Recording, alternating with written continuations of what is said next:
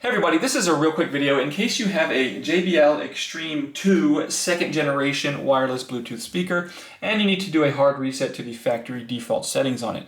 Now you're going to want to do this reset for one of two reasons. The first one is troubleshooting in case this speaker is not working for some reason, if it's not connecting to your phone or it's not syncing or it's not pairing with Bluetooth. A factory reset can fix a lot of these issues.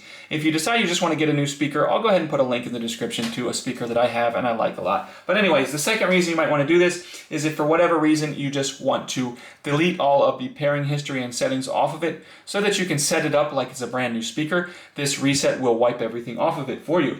All you need to do is make sure that your speaker is turned on, and once our speaker is turned on, we're just going to find the volume up button and the play button right here. We're just going to press and hold those two buttons simultaneously for more than 3 seconds. After 3 seconds or so, the speaker will turn off and reboot into its factory default settings. We can go ahead and set this up basically like it's a brand new speaker.